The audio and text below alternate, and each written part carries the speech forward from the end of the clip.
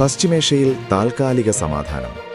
ഇറാനും അമേരിക്കയും വെടിനിർത്തൽ കരാറിലെത്തിയെന്ന് അമേരിക്കൻ പ്രസിഡന്റ് ഡൊണാൾഡ് ട്രംപ് അറിയിച്ചു.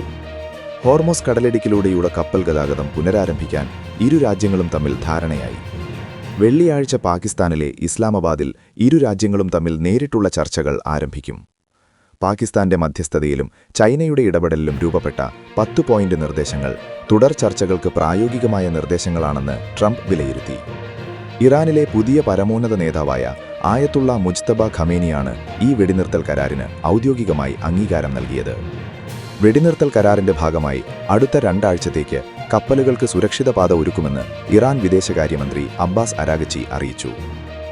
യുദ്ധസമയത്ത് ഇറാൻ കപ്പലുകളിൽ നിന്ന് ഈടാക്കിയിരുന്ന വൻതുക തുടർന്നും ഈടാക്കുമോ എന്ന കാര്യത്തിൽ ഇറാൻ വിദേശകാര്യ മന്ത്രാലയം വ്യക്തത വരുത്തിയിട്ടില്ല. അമേരിക്കയും ഇറാനും തമ്മിൽ ഒട്ടുമിക്ക തർക്ക വിഷയങ്ങളിലും ധാരണയിലെത്തിയിട്ടുണ്ടെന്നും ട്രംപ് അറിയിച്ചു. 2 ആഴ്ചയ്ക്കുള്ളിൽ കരാർ അന്തിമമാക്കാനും പൂർത്തീകരിക്കാനുമാകുമെന്നും ട്രംപ് വ്യക്തമാക്കി. അമേരിക്കയുടെ സമ്മർദ്ദത്തിന് ഇസ്രയേൽ വഴങ്ങിയെന്നാണ് റിപ്പോർട്ടുകൾ. എന്നാൽ ഇറാന്റെ സൈനിക താവളങ്ങൾ ഇപ്പോഴും ഇസ്രയേൽ ലക്ഷ്യത്തിലാണ്. ഡൊണാൾഡ് ട്രംപിന്റെ തീരുമാനത്തെ തുടർന്ന് വെടിനിർത്തൽ പാലിക്കാൻ ഇസ്രയേൽ തയ്യാറാകുമെങ്കിലും തികഞ്ഞ അതൃപ്തിയോടെയാണ് ഇസ്രയേൽ ഈ നീക്കത്തെ കാണുന്നത്.